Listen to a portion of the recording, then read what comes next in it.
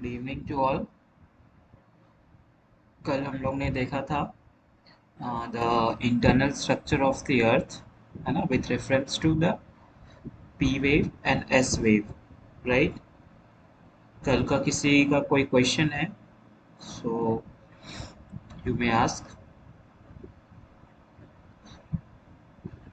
Yesterday we had already completed the interior structure of the earth basics, है ना, with reference to the p wave velocity and the s wave velocity। ठीक है, आज हम लोग कुछ अर्थक्वेक शुरू करेंगे। ठीक है, आज हम लोग साइस्मिक वेव के बारे में जानेंगे थोड़ा सा ब्रीफ में, है ना, and then start details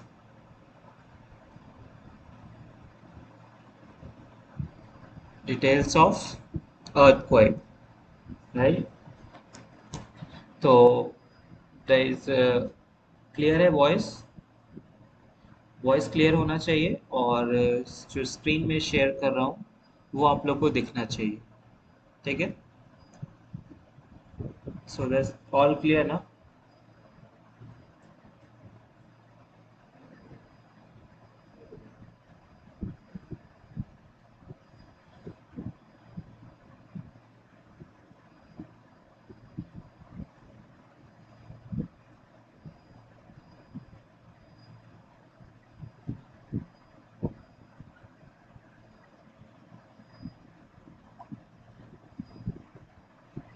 okay,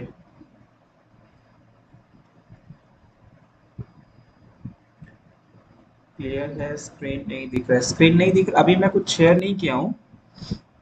ठीक है, अभी मैं कुछ शेयर नहीं किया हूँ, right. So yes, let's start. First of all, you say that what is साइस्मिक wave. ठीक है, व्हाट इज साइस्मिक वेव? साइस्मिक वेव होता क्या है? ठीक है, व्हाट इज साइस्मिक वेव?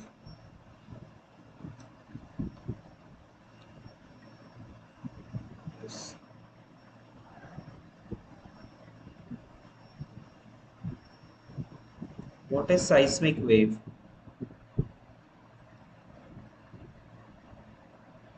क्या होता है ये साइस्मिक wave? साइस्मिक wave is an elastic wave. ठीक है, ये क्या है? This is a elastic wave. ठीक है, which follow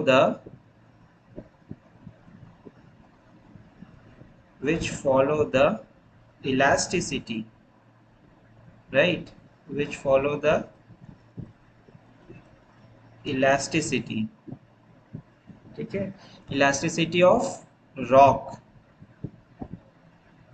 elasticity of rock during their propagation,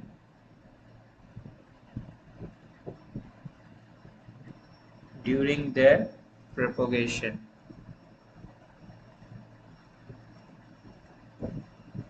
propagation through the rock mass,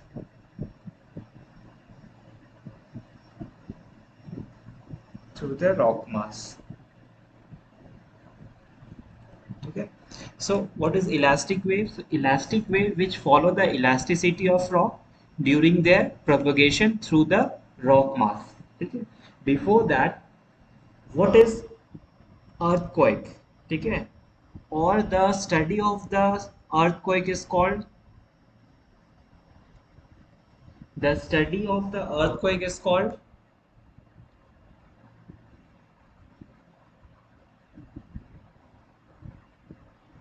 anybody? The study of the earthquake is called,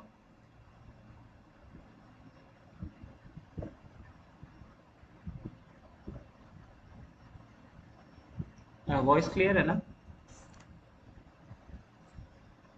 Seismology, very good। ठीक है, the study of the scientific study of the earthquake is called the seismology।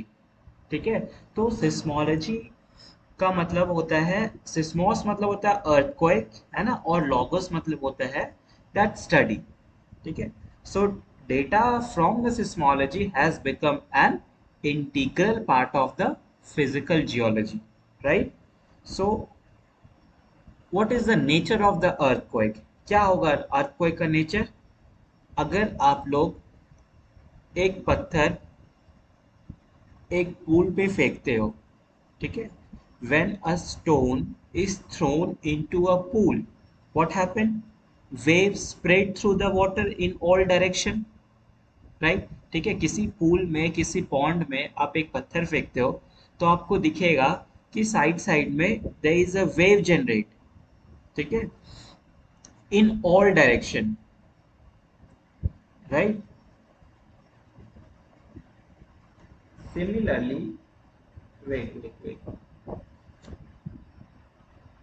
Screen show नहीं हो रहा है.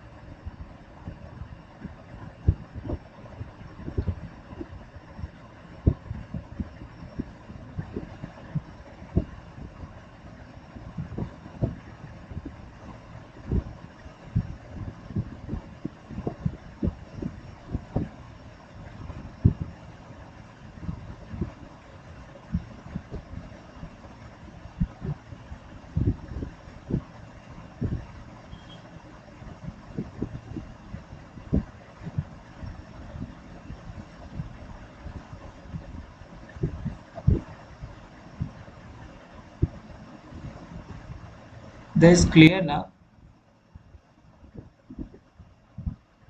Voice आ रहा है?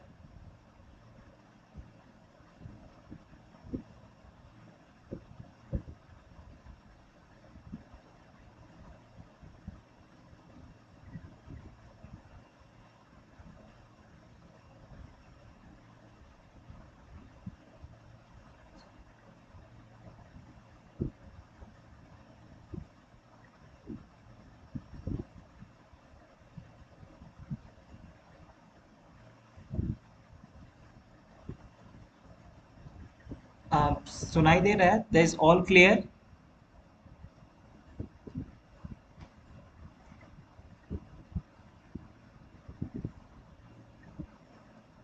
कुछ बोल क्यों नहीं रहा है?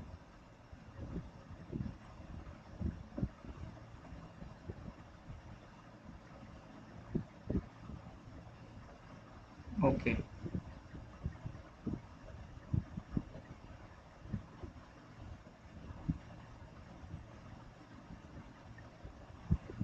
यस. तो मैं कहाँ पे था? अर्थक्वेक पे, ठीक है.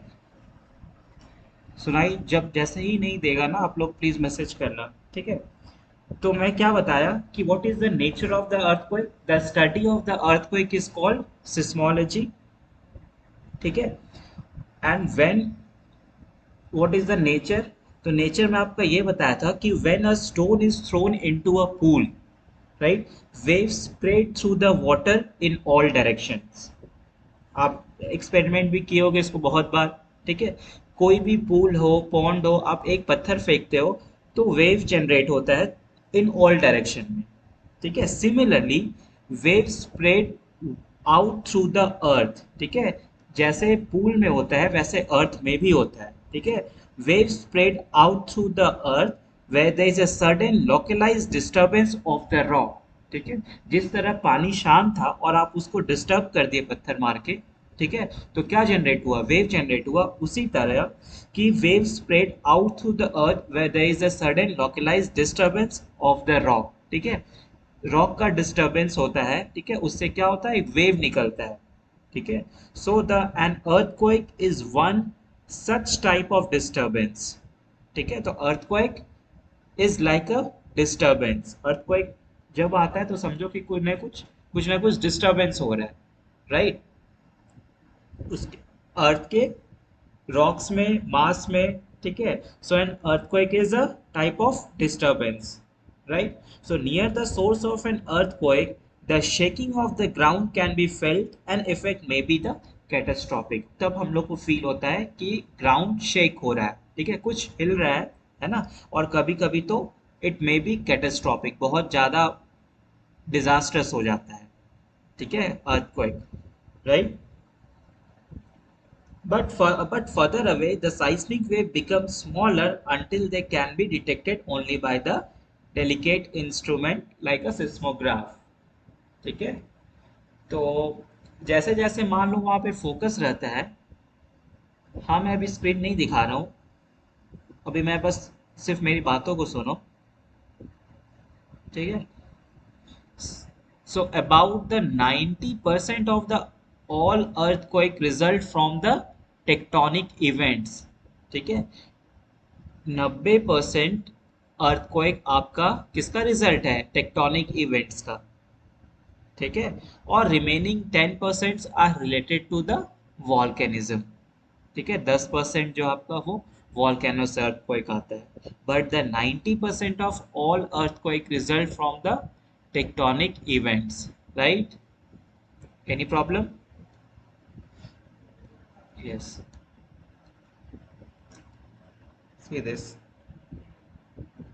90% आपका टेक्टोनिक एक्टिविटी। ठीक है, टेक्टोनिक डिस्टरबेंस बोल सकते हैं इसको, there is a tectonic disturbance. ठीक है, और बाकी का 10% लेफ्ट आपका वॉल्केनिक से आता है। ठीक है, तो कुछ कुछ टर्म्स है जो आज हम लोग जानेंगे, what is AP centre, what is focus. ठीक है, सो देखिए, suppose that, wait,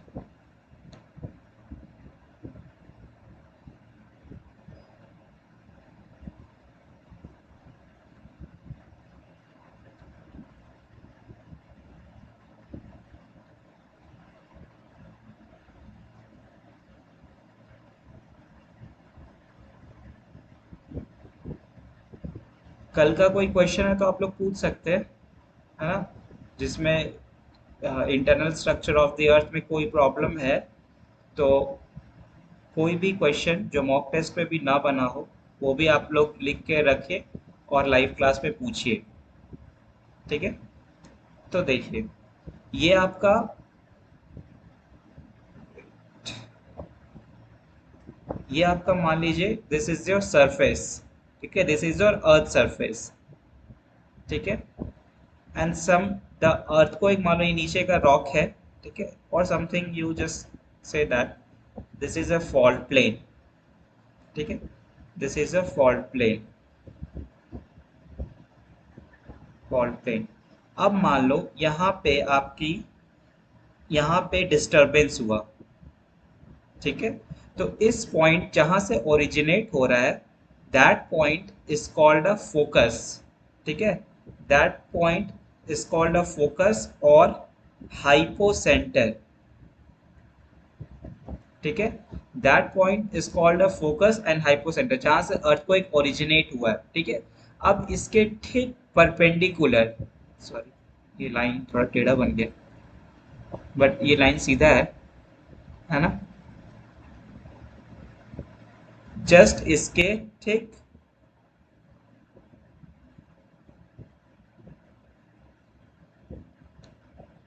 this is the earth surface. ठीक है, और जस्ट इसके ठीक आपका यहाँ पे, ठीक है, दिस इज द फोकस, इसके परपेंडिकुलर फोकस के अर्थ सरफेस के ऊपर। ठीक है, यहाँ पे होता है, इसको बोलेंगे हम लोग एपी सेंटर। ठीक है, that's called the AP centre, है ना, and this is a surface. कोई दिक्कत?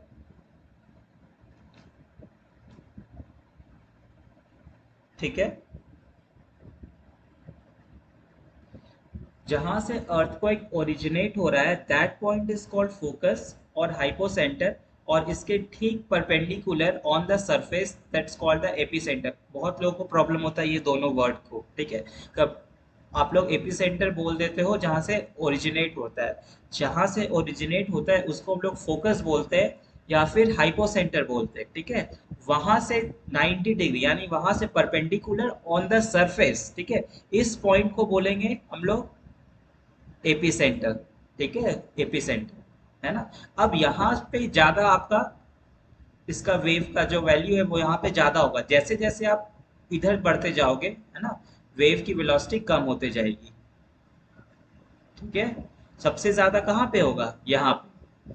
ठीक है, एपी सेंटर का है। इसीलिए हम लोग जब भी अर्थक्वेक आता है तो सबसे पहले हम लोग पता लगाते हैं कि where is the epicentre. ठीक है, उसका एपी सेंटर कहाँ है, और उससे जैसे ही आप दूर होते जाओगे द वेलोसिटी ऑल्सो डिक्रीजेस। ठीक है, तो सबसे ज्यादा डिस्ट्रक्शन जो होगा वो कहाँ पे होगा, ए पॉइंट में कि बी पॉइंट में, बताओ सबसे ज्यादा डिस्ट्रक्शन किस में होगा।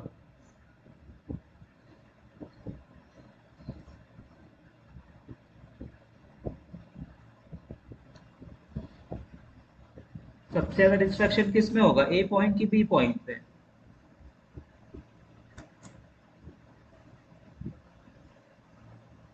Tell me.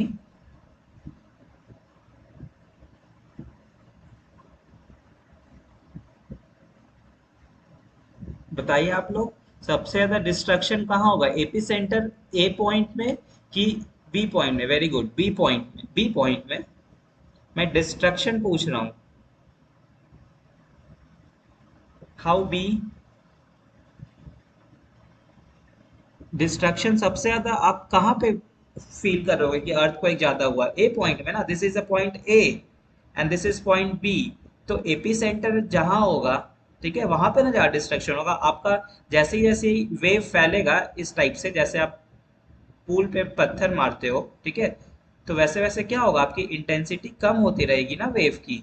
तो यहाँ पे पहुंचते पहुंचते आपको कम महसूस होगा अर्थक्वेक। ठीक है, तो एपी सेंटर वाले जगह में, ठीक है, यहाँ पे जितनी भी जगह है वहां आपको ज्यादा डिस्ट्रक्शन होगा in comparison to point B. ठीक है, जहां तक इसका वेव जाएगा, ठीक है, जितना ज्यादा वेव होगा, जितना ज्यादा यहाँ तक जाएगा, वहां तक आपको फील होगा कि देयर इज एन अर्थक्वेक। ठीक है, तो एपी सेंटर से आप जितना दूर होते जाओगे वेव की वेलोसिटी कम होते जाएगी। ठीक है, this is B dash, understand. तो सबसे ज्यादा यहाँ पे होगा बी में, है ना, एपी सेंटर वाले पास वाले जगह पे। ठीक है, अंडरस्टैंड और नॉट। बी पॉइंट नहीं, ए पॉइंट में होगा। हाँ, yes, good, Rana Pratap, very good, a point में ना होगा। ठीक है, तो ऑलवेज, और एक बार बोलूँ, देखिए, suppose that this is your fault plane, यहाँ पे आपका ये जनरेट हुआ अर्थक्वेक यहाँ से, ठीक है, that point is called focus. जहां से ओरिजिन होता है अर्थक्वेक का, उस पॉइंट को हम फोकस बोलते हैं। ठीक है, फोकस कभी कभी ना लिख के हम लोग हाइपोसेंटर भी लिखते हैं, तो both are similar, remember that, hypocentre और फोकस। ठीक है, जहां से अर्थक्वेक ओरिजिनेट हो रहा है ना। अब इसके, ये तो डीप ऑफ द अर्थक्वेक है, sorry, deep of the earth surface है। अब यहाँ से परपेंडिकुलर लाइन आप सरफेस तक यहाँ पे खींच लो, है ना, that point is called a AP centre. ठीक है, ये वाला पॉइंट आपका एपी सेंटर है ना, सरफेस पे, ऑन द सरफेस। ठीक है, इसलिए हम लोग सरफेस पे एपी सेंटर खोजते हैं कि कौन सा स्टेट है, कौन सा कंट्री है जहाँ पे उसका एपी सेंटर है। ठीक है, नेपाल में आया तो उसका एपी सेंटर कहाँ है। ठीक है, तो हम लोग सोचते हैं कि ये हिमालय, यहाँ पे एपी सेंटर इसका है। तो आप जैसे ही दूर होते जाओगे एपी सेंटर से, ठीक है, वेव की वेलोसिटी भी कम होते जाएगी क्योंकि यहाँ पे सबसे ज्यादा होगी। ठीक है, फिर जैसे आप दूर होते जाओगे आपकी वेलोसिटी घटेगी। ठीक है, याद रखना, इट वेलोसिटी डिक्रीजेस। ठीक है, बी पॉइंट में आते आते आपको थोड़ा कम महसूस होगा डिस्ट्रक्शन, अर्थक्वेक। ठीक है, लेकिन सबसे ज्यादा यहाँ पे लोग को लगेगा कि यहाँ पे अर्थक्वेक ज्यादा होगा इन कंपैरिजन टू बी। ठीक है, अब क्लियर है। तो ये दो वर्ड मैं बताना चाह रहा था कि फोकस और एपी सेंटर में बिल्कुल कंफ्यूज नहीं करना, because focus is a point, focus is the origin point of the earthquake and just perpendicular on the surface is called the epicenter, right? ठीक है, एनी प्रॉब्लम। स्मृति रंजन माझी, राइट, समझ में आया कि फिर से बताओ। एकदम आराम आराम से चलना है हम लोग को, क्लियर है सबको। Yes, focus is the origin of the earthquake. ठीक है, focus is the origin of the earthquake, और हाइपोसेंटर, फोकस को ही हाइपोसेंटर भी बोलते हैं। ठीक है, क्लियर है। कोई क्वेश्चन है तो पूछो। यस। ठीक है। नाउ वेव्स, अब कितने टाइप्स के वेव्स होते हैं? ठीक है। तो देर मैं बताया था दो टाइप के वेव होते हैं। यहाँ पे जो वेव ट्रैवल करते हैं, there two types of wave. ठीक है। जो इंटीरियर में वेव ट्रैवल करते हैं, यहाँ जो वेव ट्रैवल करेंगे, that's called the body wave. ठीक है। इसको हम लोग बॉडी वेव बोलेंगे। अब बॉडी वेव तुम्हारा सरफेस पे तो जरूर आएगा। ठीक है। तो ये कहला जाता है सरफेस वेव। ठीक है। So there is two types of wave, body wave and the surface wave. ठीक है। अभी इसको अच्छे से लिखते हैं फिर से।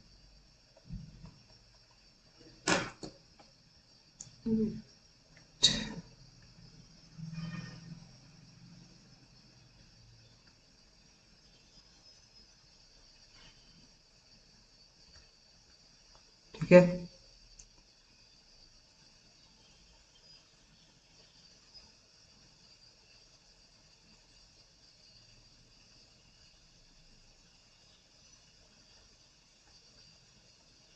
Yes.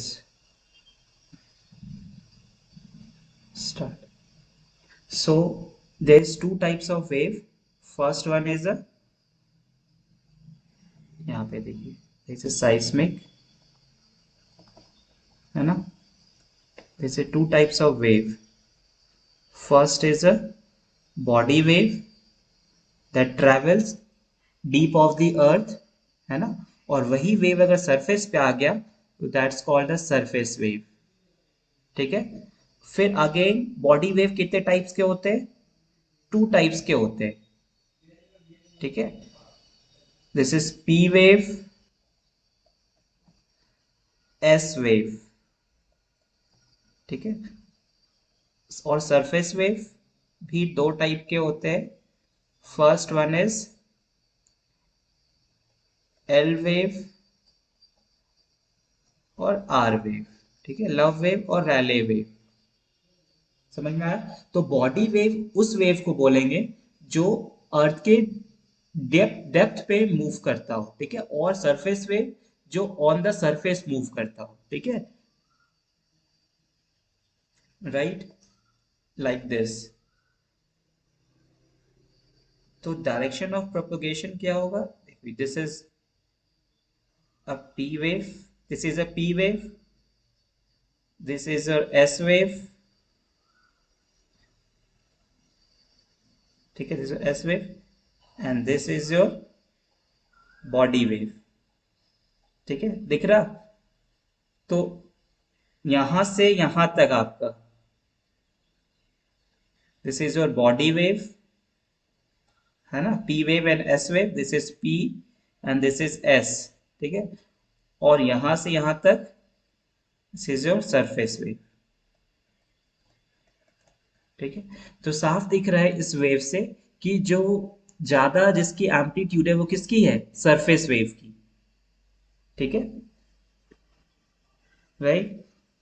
This is the diagram of the सिस्मोग्राम। ठीक है। हम लोग जो इंस्ट्रूमेंट होता है किससे नापते हैं? The instrument is called the seismograph. ठीक है। सिस्मोग्राफ जिससे हम लोग मेजर करते हैं। ठीक है।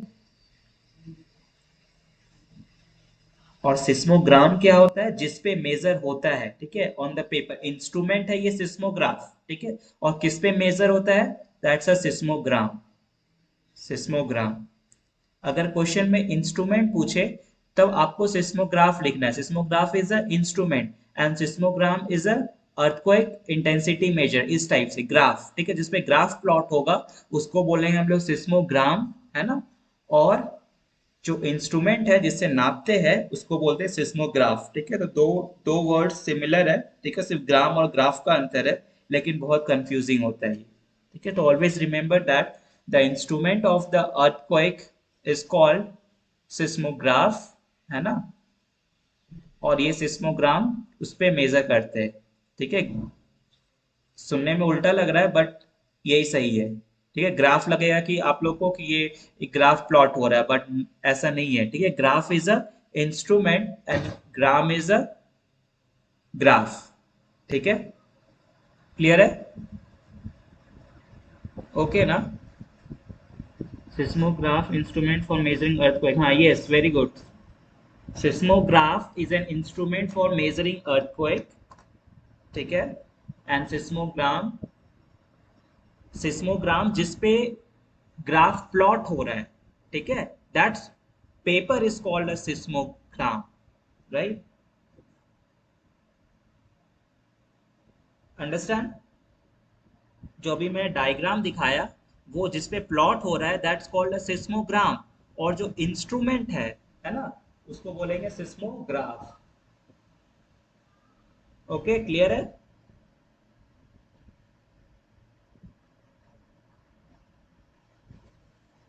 कोई दिक्कत तो अभी पूछो।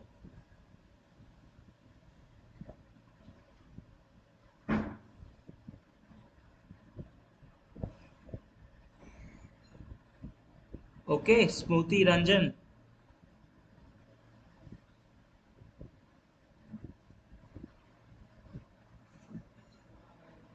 यस,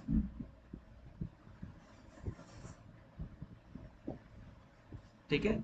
तो that this graph is plot on the सिस्मोग्राम, ठीक है, GRAM, and the instrument is called the seismograph, ठीक है। तो रिमेंबर दैट, इसको आप लोग याद रखिएगा, ठीक है। क्वेश्चन आता है सिस्मोग्राम और सिस्मोग्राफ से, जिसपे इंटेंसिटी मेजर करते हैं, ठीक है, उसको सिस्मोग्राम बोलते हैं, है ना।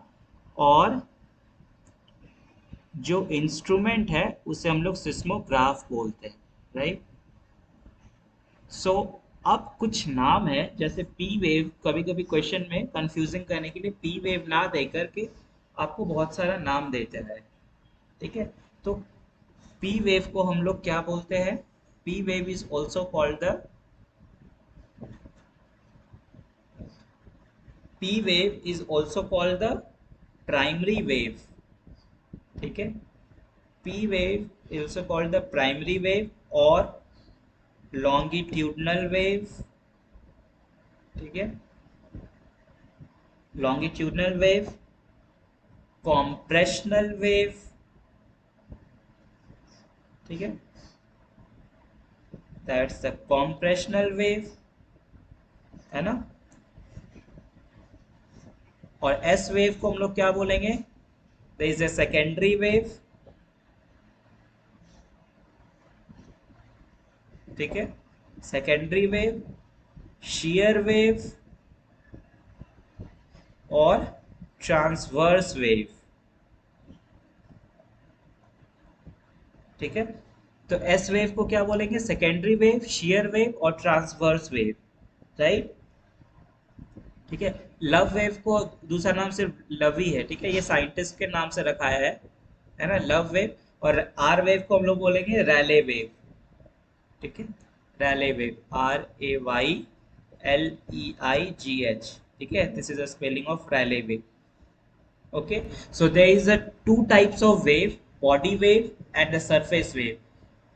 P wave and S wave are body waves, ठीक है, इसे याद रखिएगा। P wave and S wave are body waves, L wave and R wave are surface wave, ठीक है। ये आपका बॉडी के अंदर ट्रैवल करेगा और ये आपका सरफेस पे ट्रैवल करेगा, ठीक है। सो द डेंसिटी, डेंसिटी किसका ज्यादा होगा बताओ? डेंसिटी, सबसे ज्यादा डेंसिटी किसका होगा? जो सबसे पहले ओरिजिनेट करेगा, दैट इज प्राइमरी वेव, ठीक है। उसके बाद वेलोसिटी किसकी ज्यादा होगी? Sorry, this is the velocity of P wave, फिर वेलोसिटी ऑफ एस वेव, है ना, फिर velocity of L wave, and then velocity of R wave, ठीक है। ये आपका डिक्रीजिंग ऑर्डर में सबसे ज्यादा P wave, S wave, L wave and then R wave. But degree of destruction, degree of destruction, degree of destruction, ये सबसे ज्यादा किसका होगा? डिग्री ऑफ सरफेस किसका? ऑब्वियसली बताओ कि डिस्ट्रक्शन तो तुम्हारा सरफेस पे होगा, तो सबसे ज्यादा वेव पावरफुल कौन सा वेव होगा? P wave, S wave, L wave या R wave? Anybody? Which wave is highly destructive wave? ठीक है, ये तो हो गया velocity of P wave is higher than all the waves. ठीक है, सबसे ज्यादा पी वेव्स की वेलोसिटी होगी, फिर एस वेव, फिर एल वेव, फिर आर वेव। ठीक है, स्टेशन पे सबसे पहले पी वेव पहुंचेगा, उसके बाद एस वेव पहुंचेगा, फिर एल वेव पहुंचेगा एंड देन आर वेव पहुंचेगा। अब डिस्ट्रक्शन, ठीक है, सबसे ज्यादा डिस्ट्रक्शन कौन सा वेव करेगा? P wave. स्मृति, मैं डिस्ट्रक्शन पूछ रहा हूँ, सबसे ज्यादा डिस्ट्रक्शन कौन सा वेव करेगा?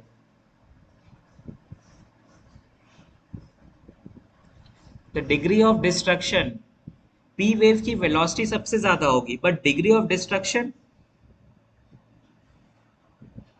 ये बता दो कि डिग्री ऑफ डिस्ट्रक्शन कौन सा वेव करेगा, बॉडी वेव की सरफेस वेव, इतना बता दो।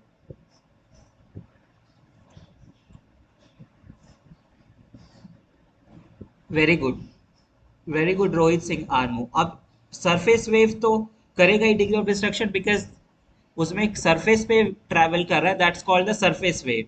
ठीक है, तो डिस्ट्रक्शन कहाँ हो रहा है? सरफेस पे हो रहा है। ठीक है, अब इन दोनों वेव में से कौन सा होगा, एल वेव की आर वेव?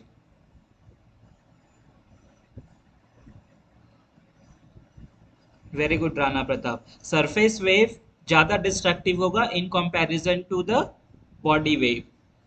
ठीक है, तो इससे बहुत सारे क्वेश्चन बनते हैं, है ना, बहुत कंफ्यूजिंग भी है ये। डिग्री ऑफ डिस्ट्रक्शन जो है ना, सबसे ज्यादा किसका होगा? एल वेव का। ठीक है, सबसे ज्यादा डिस्ट्रक्शन होगा L wave, then R wave, then S wave and then P wave. ठीक है, this is the very important. ठीक है, ये याद रखो कि velocity of P wave is higher than all the wave and degree of destruction पूछेगा तो आपको एल वेव देना पड़ेगा। Love wave is highly destructive. ठीक है, इसको याद रखना। सबसे लीस्ट फिर आ जाता है पी वेव। ठीक है, बॉडी वेव। तो बॉडी वेव ही कन्वर्ट होता है सरफेस वेव में जब वो सरफेस पे आ जाता है। ठीक है, मान लो यहाँ फोकस है ना, और यहाँ पे कोई स्टेशन है जहाँ पे हम लोग वेव को रिकॉर्ड कर रहे हैं। ठीक है, तो यहाँ पे जो सबसे पहले पहुंचने वाला वेव है वो पी वेव है, क्योंकि इसकी वेलोसिटी ज्यादा होगी। उसके बाद आपका एस वेव पहुंचेगा, फिर एल वेव पहुंचेगा, फिर आर वेव पहुंचेगा। ठीक है, लेकिन डिग्री ऑफ डिस्ट्रक्शन का जहाँ बात करें तो सबसे ज्यादा एल वेव डिस्ट्रक्टिव होगा, then R wave, then S wave and then P wave. ठीक है, कोई दिक्कत?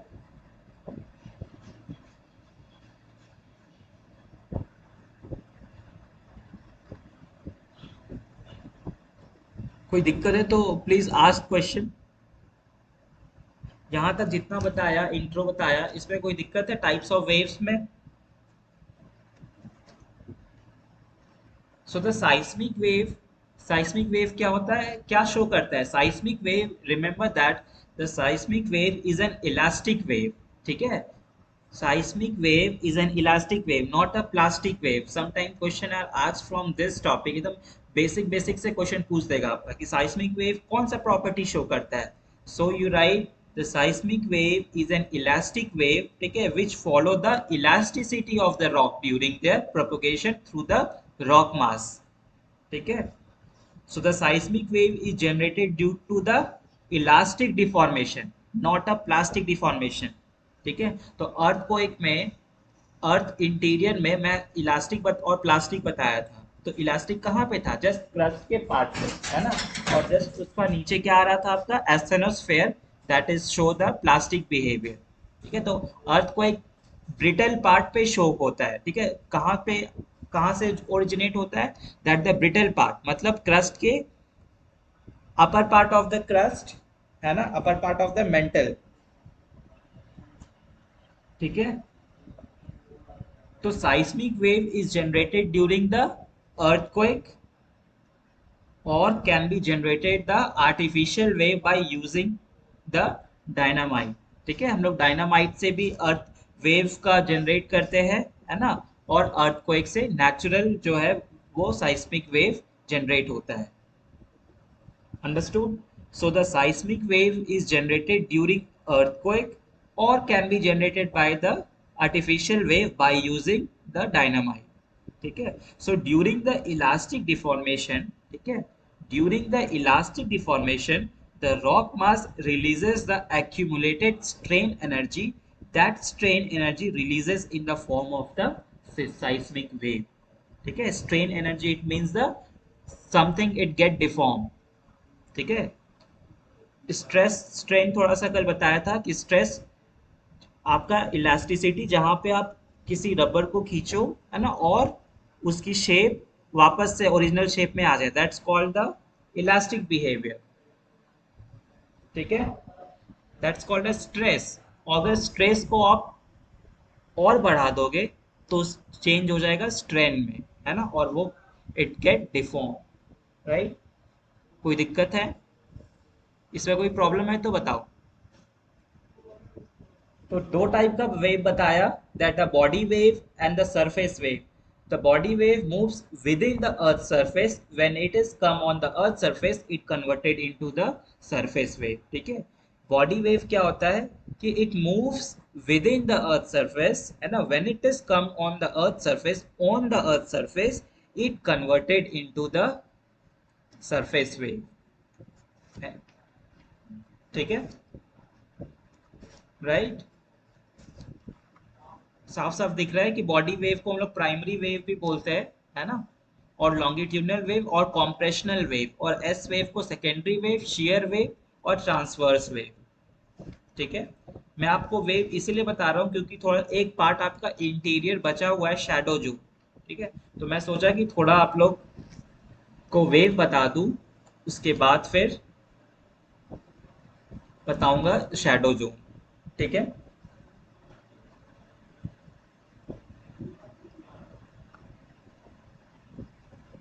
अब एक और टर्म आता है, दैट्स अ आइसोसिस्मल लाइन। ठीक है, सुने होंगे आप लोग, आइसोसिस्मल लाइन। अगर वॉइस जहां भी नहीं आएगा ना तो प्लीज रोक देना मुझे।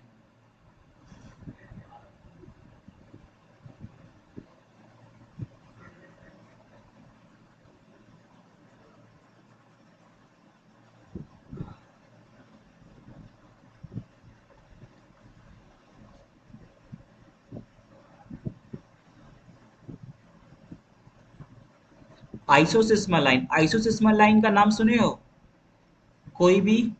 Anybody explain what is isoseismal line? ठीक है,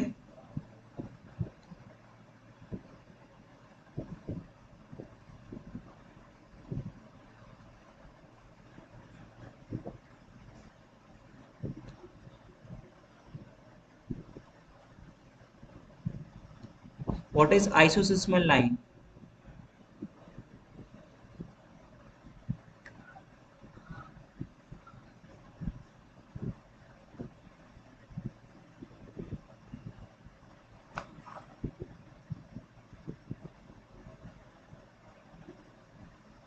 आइसो आइसोसिस्मल लाइन, ठीक है, व्हाट इज आइसोसिस्मल लाइन, क्या होता है बताइए।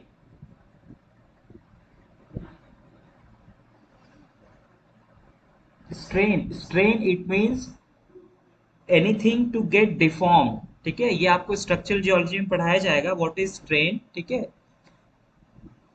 जहां पे एनर्जी एक्यूमुलेट होता है ना, और वो डिफॉर्म्ड हो जाता है, that's called the strain energy. ठीक है, strain, stress and strain it's very important. ठीक है,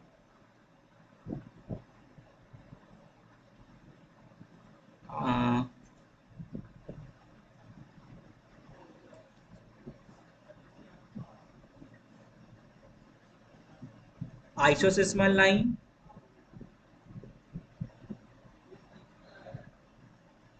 एनीबडी, आइसोसिस्मल लाइन।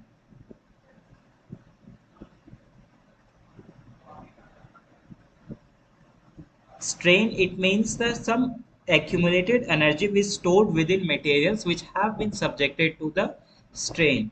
ठीक है, आपको बताऊंगा स्ट्रेस और स्ट्रेन बहुत डिटेल्स में। आइसोसिस्मल लाइन किसी को पता है?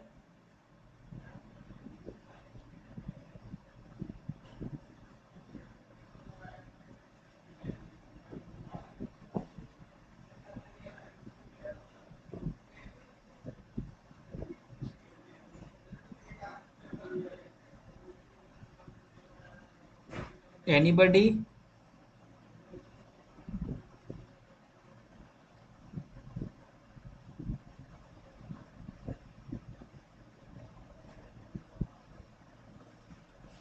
No, okay. सो क्या और किसी का कोई क्वेश्चन है क्या? Smriti Ranjan, strain, what is strain? अरे स्ट्रेन इज द एनर्जी, ठीक है। Strain energy is defined as the energy stored in a body, ठीक है, और energy accumulate in a body due to the deformation, ठीक है। आपका जितना भी बॉडी में एनर्जी रिलीज्ड है, ठीक है, strain it means the energy stored in a body due to the deformation, and the strain energy per unit volume is known as the strain energy density, है ना। तो ये आपको स्ट्रक्चरल जियोलॉजी में अच्छे से पढ़ाया जाएगा, ठीक है। आइसोसिस्मल लाइन, हम लोग आइसोसिस्मल लाइन में आते हैं। तो आइसोसिस्मल लाइन उस लाइन को बोलते हैं the line connecting, please write down, the line connecting the point of intensity, the point of intensity, है ना, point of intensity on the ground surface, on the ground surface is called isosysmal line, ठीक है। तो वैसा joint हम लोग मान लो कि यहाँ पे intensity, this is earth surface, this is a focus, यहाँ मान एपी सेंटर है, ठीक है। तो the line connecting the point on the intensity on the ground surface, ठीक है, मान लो यहाँ पे, यहाँ कुछ इंटेंसिटी है, यहाँ पे कुछ है, यहाँ पे कुछ है, यहाँ पे कुछ है, ठीक है। तो इन सब का ज्वाइनिंग, हम लोग लाइन को ज्वाइन करते हैं, this line is called the isoseismal line, ठीक है। This line is called the isoseismal line, ठीक है। Remember that the magnitude and intensity are the two different words, ठीक है। The magnitude and intensity are two different words. Magnitude is never change, intensity is change, ठीक है। जैसे जैसे आप बढ़ोगे, ठीक है, इपी सेंटर से आप जैसे जैसे दूर जाओगे तो उसका मैग्नीट्यूड वही रहेगा बट इंटेंसिटी चेंज होगा, ठीक है। So the magnitude of the earthquake is measure of amplitude, ठीक है, that is the measure of the total amount of energy releases, है ना, ड्यूरिंग एन अर्थक्वेक, जिसको हम लोग रिश्टर स्केल से नापते हैं। तो रिश्टर स्केल से क्या नापते हैं? उसका मैग्नीट्यूड, ठीक है, रिमेंबर दैट मैग्नीट्यूड। मान लो अगर 2.4 मैग्नीट्यूड है तो एक पूरा 2.4 मैग्नीट्यूड सब जगह रहेगा, बट इंटेंसिटी इज डिक्रीजेस, ठीक है। तो जैसे ही मान लो ये ऑन द ग्राउंड सरफेस है, यहाँ पे इंटेंसिटी कुछ और होगा, यहाँ पे कुछ और, यहाँ पे कुछ और, क्योंकि मैं फर्स्ट ही बताया था कि जैसे जैसे वेव आपका एपी सेंटर से फार दूर होते रहेगा, ठीक है, उसकी उसकी जो वेलोसिटी है वो कम होते रहेगी, है ना, उसकी इंटेंसिटी कम होगी, है ना। तो हम लोग सारे पॉइंट्स को जोड़ के एक लाइन बोलते हैं, that's called the isoseismal line. The line connecting the point of intensity on the ground surface is called the isoseismal line. आपको ये चीज याद रखना है, इंटेंसिटी, ठीक है, इंटेंसिटी, ठीक है, that's called the intensity, right. उसका फॉर्मूला भी होता है जो मैं बताऊंगा। Understand what is isoseismal line?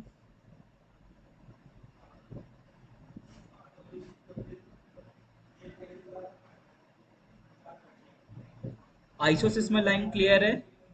The isoseismal line, the line connecting the point of intensity on the ground surface. मैं इंटेंसिटी और मैग्नीट्यूड और अच्छे से कल बताऊंगा, ठीक है, but right now you just remember all this basics only, ठीक है।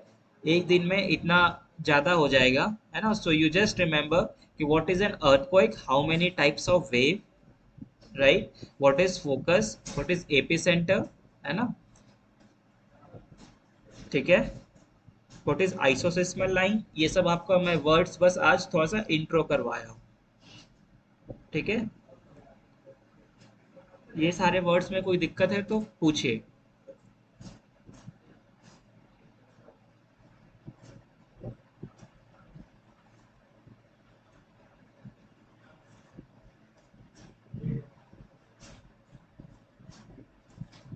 कोई प्रॉब्लम है?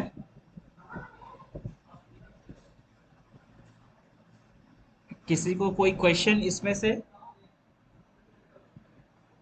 So, earthquake, what is an earthquake? So, earthquake are sudden vibration of the earth's surface due to the release of the tremendous amount of energy in the form of the seismic wave. है ना? And the point of the collision of the earthquake are called focus. ठीक है, जहां पे collision हो रहा है उस पॉइंट को फोकस बोलेंगे। ठीक है, जहां से अर्थक्वेक ओरिजिनेट हो रहा है। And the point on the earth surface just vertically above the focus is called the epicenter, right? तो अर्थक्वेक क्या है कि एक सडन वाइब्रेशन है अर्थ सरफेस का। ठीक है, उससे क्या होता है, due to release of the tremendous amount of energy in the form of the seismic wave. Just like आप एक स्टोन फेंको एक पूल में, तो अचानक से एक चीज कांस्टेंट है, आप उसको डिस्टर्ब कर दो अचानक से, तो वो क्या होगा, that get release of tremendous amount of energy in the form of waves। ठीक है, आपको दिखता भी होगा कि हर चारों डायरेक्शन में वो वेव्स स्प्रेड हो जाता है। ठीक है, तो the point of collision, the point of collision जहां पे डिस्टर्बेंस हुआ है ना, उस पॉइंट को बोलेंगे हम लोग फोकस, है ना। and the point on the earth surface just vertically above the focus, just vertically it means the perpendicular, or you can say that the perpendicular 90 degree on the earth surface, ठीक है, is called the epicenter, right? कोई दिक्कत है?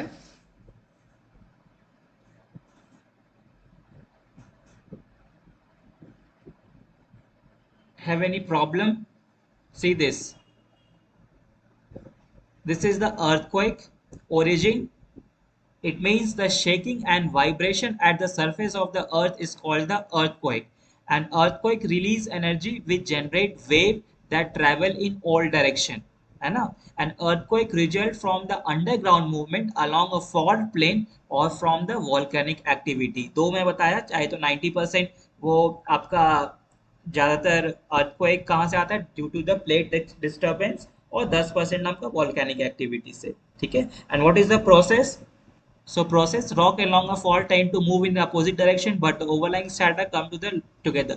ये सब मैं आपको बताऊंगा, ठीक है। लेकिन यहाँ पे देखो, फोकस, फोकस और hypocentre, the point where the energy is released is called the focus and earthquake, और हाइपोसेंटर जहां से एनर्जी रिलीज हो रहा है, that point is called the focus, है ना। And the point on the surface nearest to the focus is called the epicenter, just a it point directly above the focus and it is the first point to experience the waves। ठीक है, और you can say that it is the first point to experience the waves, यहाँ से आपका wave बनना शुरू होता है ना। and magnitude of the earthquake is the quantitative measure of the size of the earthquake as its source, and intensity it is the severity of the earthquake shaking, कितना कितना ज्यादा आया। ठीक है, उसको हम लोग इंटेंसिटी बोलेंगे। लेकिन एक एक वर्ड में तो लिखेंगे ना कितना आया अर्थक्वेक, किसी कोई नंबर से तो मेजर करेंगे, that number is called the magnitude. ठीक है, और intensity, intensity is a variable over the area affected by the earthquake. मैं बताया कि इंटेंसिटी चेंज हो सकता है बट मैग्नीट्यूड चेंज नहीं हो सकता है। ठीक है, तो रिक्टर स्केल जो है, ठीक है, रिक्टर स्केल क्या मेजर करता है, Richter scale measures the magnitude. ठीक है, और isoseismal line, isoscemal line, the line connecting the point of the intensity on the ground surface। ठीक है, एनी प्रॉब्लम? कोई क्वेश्चन है इसमें? आज का क्लास में कोई क्वेश्चन है तो पूछो अभी। ये जितना वर्ड्स मैं बताया, ठीक है, कुछ टर्मिनोलॉजी जो बताया हूँ, है ना, ये सारे को अच्छे से लिख लो और उसको माइंड में थोड़ा स्टोर रखना, तब आगे की चीजें फिर समझ में आएगी।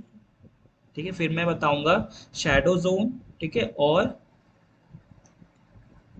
Distance travel between the P wave and S wave, है ना, उसका कुछ कैलकुलेशन भी है, वो भी बताऊंगा। Any question?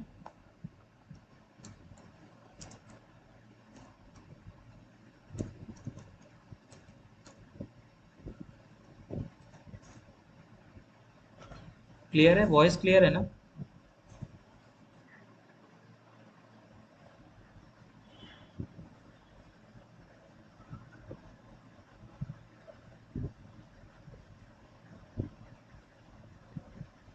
आज का क्लास में किसी को कोई प्रॉब्लम हुआ?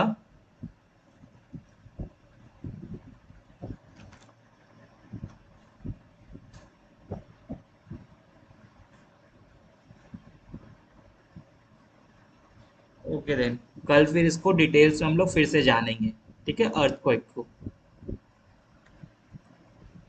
ठीक है,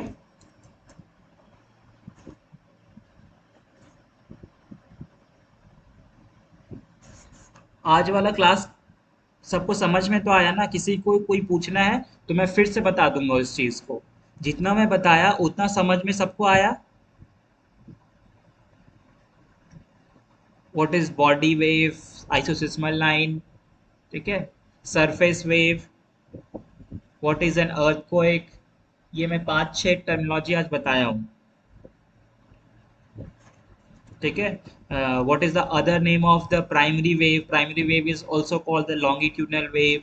ठीक है, कॉम्प्रेशनल वेव। सेकेंडरी वेव को हम लोग ट्रांसवर्स वेव भी बोलते हैं, ठीक है, और शेयर वेव भी बोलते हैं। ठीक है,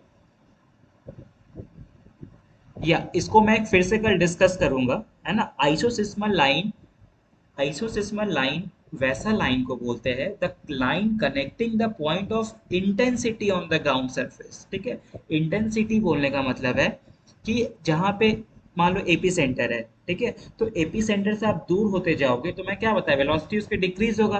velocity in the sense intensity, ठीक है, आप लोग उस टर्म में जानो, है ना, कि आज मान लो दिल्ली में अगर एपी सेंटर है तो उसके आजू बाजू जितने भी स्टेट है ना, उसको हम लोग बोलेंगे कि इसकी इंटेंसिटी इतनी थी, या कम थी या ज्यादा थी, इस टाइप से बात करते हैं इंटेंसिटी में। लेकिन मैग्नीट्यूड, मैग्नीट्यूड एक नंबर से डिनोट करता है। मान लो 5.4 अगर मैग्नीट्यूड है, ठीक है, तो पूरा 5.4 ही रहेगा। अंडरस्टैंड?